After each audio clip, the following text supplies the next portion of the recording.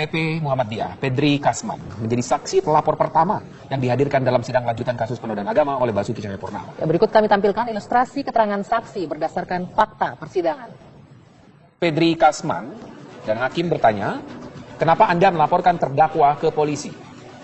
Ya, ini dijawab karena terdakwa sudah jelas menistakan agama dalam ucapannya saat pidato di Kepulauan Seribu yang menyebut dibohongi pakai surat Al-Maidah 51. Pertanyaan selanjutnya, laporan Anda atas nama siapa? Pedri Kasman menjawab mewakili Angkatan Muda Muhammadiyah, mahasiswa Muhammadiyah, dan Ikatan Pelajar Muhammadiyah. Kuasa hukum pun memberikan pertanyaan kepada saksi, kenapa ada perbedaan penggunaan kata pakai dalam laporan polisi dan BAP? Penjelasan saksi, laporan itu hanya pintu masuk. Kesaksian yang sebenarnya adalah yang ada di ruang persidangan. Itu hanya persoalan ejaan saja. Anda kenal atau tidak dengan Buniani? Dijawab oleh saksi, sebelum saya melapor, saya tidak kenal dengan Buniani. Dan laporan saya tidak ada hubungan dengan video Buniani. Tapi Anda pernah bertemu dengan Buniani di kantor Muhammadiyah?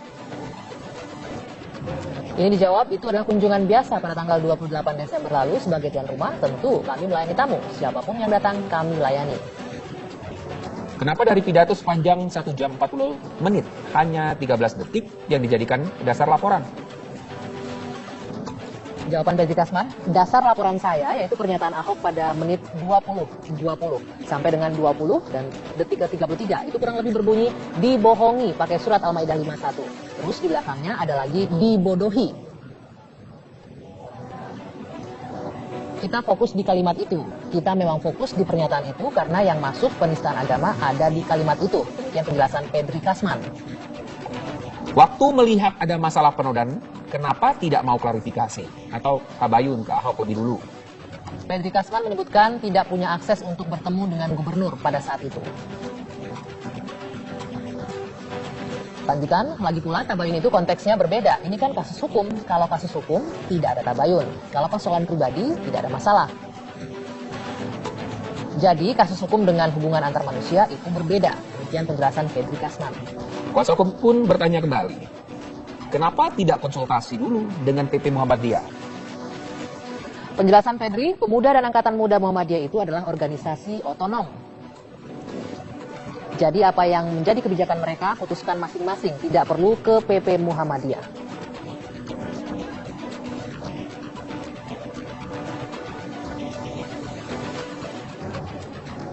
Masih dilanjutkan, PP Muhammadiyah justru mendukung setelah kami melapor.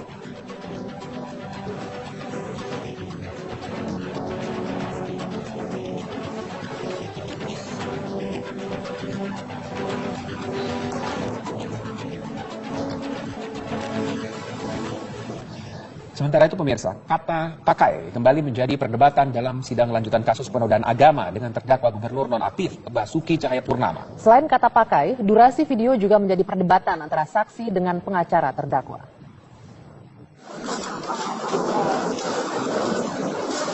Sidang kasus penodaan agama yang digelar oleh Pengadilan Negeri Jakarta Utara pada hari ini diantaranya meminta penjelasan saksi pelapor. Salah satu materi yang ditanyakan hakim adalah dasar laporan saksi Pedri Kasman.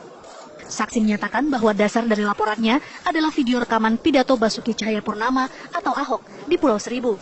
Pedri menjelaskan bahwa pernyataan Ahok soal Al-Maidah ayat 51 merupakan penodaan agama. Sementara itu pengacara Ahok menyatakan bahwa pernyataan Ahok tersebut berbeda arti ketika kata pakai dihilangkan. Ia menyatakan Ahok tidak bermaksud menghina Al-Quran. Beda sekali, ya.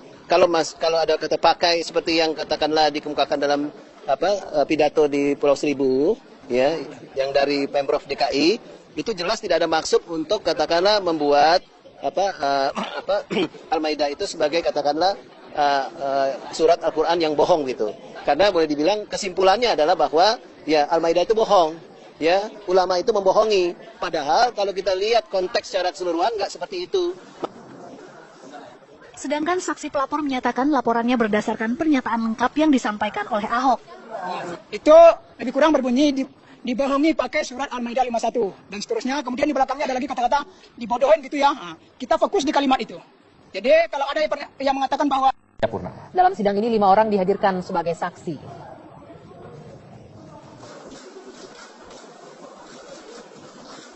Sidang lanjutan kasus penodaan agama dengan terdakwa Gubernur DKI Jakarta nonaktif Basuki Cahayapurnama hari ini kembali digelar.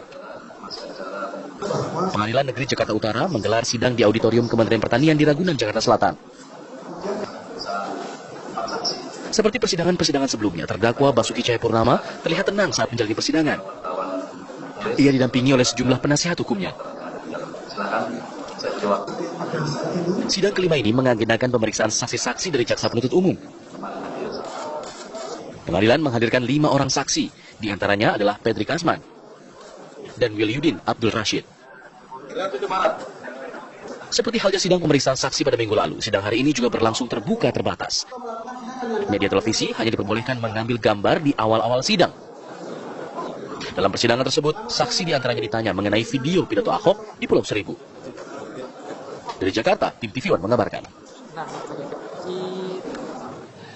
Jaksa penuntut umum menghadirkan 5 orang saksi pelapor dalam sidang lanjutan kasus penodaan agama oleh Basuki Cahayapurnama.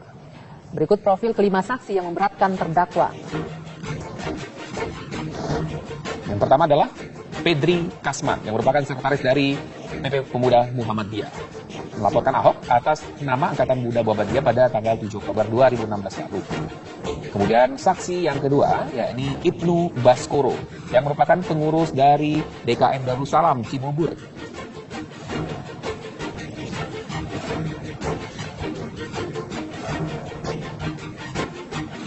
Kemudian menggelar pengumpulan KTP untuk mengadukan Ahok atas tuduhan penodaan agama, serta melaporkan Ahok pada tanggal 12. Wiliudin Abdul Rashid. Ini adalah Sekretaris Forum Umat Islam Bogor yang pernah menjadi pengurus MUI Kota Bogor, Koordinator GNPF MUI Bogor Raya pada aksi 212, melaporkan Ahok pada 7 Oktober 2016. Kemudian Iriana Handono, Pendiri Yayasan Pembina Mu'alaf, pendiri Pondok Pesantren Mu'alafah Irena Center, Bekasi, melaporkan Ahok ke Bareskrim pada 21 Oktober 2016 dan pernah diperiksa penyidik Bareskrim Polri.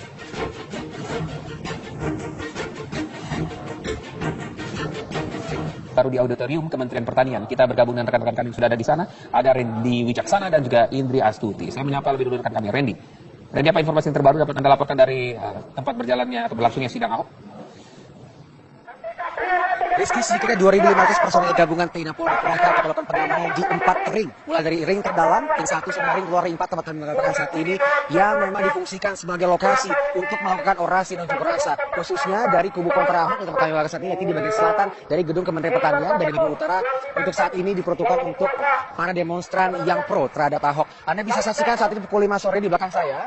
Masih berlangsung orasi dari perwakilan organisasi masyarakat muslim yang dihadiri berbagai macam daerah dan berbagai ormas seperti FPI dan berbagai ormas lainnya juga hadir sejak dini hari tadi.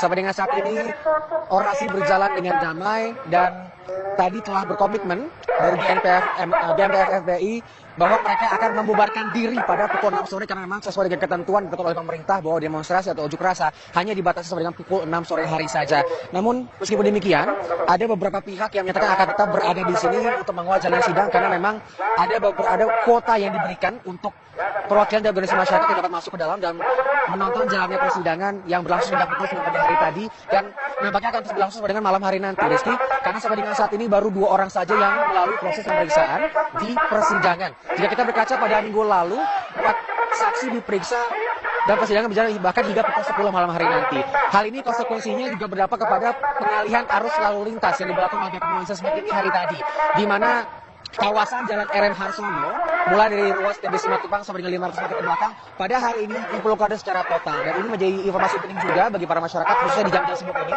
karena kawasan ini sama sekali tidak bisa dilampaui oleh kendaraan apapun, bahkan pejalan kaki sekalipun. Dan sampai dengan saat ini pula orasi masih berlangsung meskipun tadi juga sempat ada jeda istirahat khususnya ketika azan zuhur dan juga azan asar, dan kegiatan ataupun aktivitas dari unjuk rasa mulai dari tausiah yang diberikan oleh berbagai ustadz secara bergantian, juga perwakilan dari berbagai ormas yang memberikan orasinya juga secara bergantian melantunkan salawat dan yel-yel atau lantunan lagu bernuansa Islami. Yang berbeda dengan minggu lalu, Rizky, adalah antisipasi yang dilakukan oleh kepolisian Metro Jakarta Selatan untuk memisahkan kedua kubu yang biasanya melakukan orasi secara berdampingan. Namun untuk hari ini, untuk meminimalisir adanya persinggungan atau konflik antara keduanya, mereka kemudian dipisah di dua tempat yang berbeda. Tempat kami melakukan ini menjadi ruang gerak yang diberikan untuk para demonstran yang kontra terhadap Ahok, sementara untuk massa yang berdemonstrasi dan memihak kepada Ahok diberikan ruang untuk melakukan orasi di bagian utara dari Kementerian Pertanian yang lokasinya dekat atau berbatasan langsung dengan TBC Matupang. Perlu diantisipasi pula kemacetan yang akan terjadi karena pada jam-jam sibuk biasanya TBC Matupang dilalui oleh berbagai macam kendaraan yang baru usai dari aktivitas mereka di kantor, sehingga mereka harus melalui jalan alternatif untuk melalui RM Harsono ini. Salah satunya yang bisa dilalui adalah kawasan Cilandak KKO atau kawasan transito yang bisa dilalui untuk memutar kemudian melalui arah Taman Mangga Satu Ragunan untuk mencapai kawasan RM Harsono ini. Rizky dan juga Andi. Baik, Randy Wicaksana, ini kondisi di depan gedung Kementan yang masih ramai hingga sore hari ini. Bagaimana di dalam? Kita akan langsung bergabung dengan Indri. Apa yang menarik ini dari kesaksian dua orang yang sudah didengarkan sepanjang hari ini? Iya, Anggi dan pemirsa, sebelumnya informasi terbaru yang kami terima dari 5 saksi yang dijadwalkan hadir dalam sidang kelima kasus dugaan penodaan agama dengan terdakwa Basuki Cahayapurnama atau Ahok ini, hanya 4 saja yang akan memberikan keterangannya pada hari ini. Dan diperkirakan waktu selesainya sidang hampir bersamaan dengan Selasa pekan lalu, yaitu sekitar pada pukul 20 waktu Indonesia Barat malam nanti. Adapun saat ini Anggi yang tengah memberikan keterangan di dalam ruang sidang di auditorium Kementerian Pertanian ini, yaitu saksi kedua, yaitu atas nama Irena Handono yang merupakan pendiri Yayasan Pembina Mu'alaf Irena Center di Bekasi, Jawa Barat. Tadi Irena memasuki ruang sidang ini sekitar pukul 13.30 waktu Indonesia Barat. Hingga saat ini berarti sudah kurang lebih 3,5 jam Irena ini memberikan keterangannya, karena memang ini merupakan salah satu saksi yang cukup ditunggu oleh kuasa hukum Ahok, sebagaimana disempat dinyatakan oleh salah satu kuasa hukumnya Hamfri Jemat. Dan mengenai berlangsungnya sidang, saya bisa menceritakan sedikit Anggi mengenai sidang yang menghadirkan saksi pertama, yaitu Pedri Kasman yang merupakan sekretaris dari PP Muhammadiyah. Tadi Pedri keluar dari ruang sidang itu sekitar pukul 12 waktu Indonesia Barat atau bertepatan dengan waktu Isoma. Ia pun sempat melayani wawancara dari sejumlah media mengenai bagaimana jalannya persidangan. Mengingat sidang saat ini sendiri yang berlangsung di auditorium Kementerian Pertanian ini berlangsung terbuka terbatas, Anggi. Itu artinya hanya beberapa media saja yang diizinkan dan tidak ada alat live ataupun alat perekam di dalam, yang hanya diizinkan berupa alat perekam suara saja maksimal, Anggi. Tadi dalam keterangannya sempat dinyatakan bahwa suasana yang terlihat di sini yaitu saling berbantah-bantahan, Anggi, antara mana yang benar dan mana yang salah, yaitu antara kuasa hukum dari Ahok, Hamfri Jemat, dan juga saksi pertama, saksi pelapor Pedri Kasman ini, Anggi. Terutama yaitu mengenai ada tidaknya perilaku klarifikasi ataupun tabayun yang dilakukan Pedri saat mengetahui rekaman video, yaitu rekaman video pidato Ahok di Kepulauan Seribu pada sekitar 27 September 2016 lalu ini. Apakah dalam hal ini pihak Pedri telah melakukan konfirmasi kepada Ahok mengenai dugaan adanya penodaan terhadap agama Islam atau belum? Dan inilah yang tidak disukai atau kuasa hukum tidak berkenan dengan sikap dari Pedri ini karena dinilai tidak ada itikat baik begitu. Namun dalam hal ini pula dibantah oleh Pedri, di mana ia mengatakan bahwa ini merupakan ranah hukum dan tidak ada urusannya dengan tabayun ataupun mengklarifikasi karena bukan persoalan antar pribadi. Dan berikut pernyataannya untuk Anda. Islam itu kan dikenal bahwa perlunya tabayun untuk klarifikasi. Loh, kenapa kalau untuk kasus yang lain dilakukan tabayun, klarifikasi, tetapi kalau untuk Ahok kok nggak mau?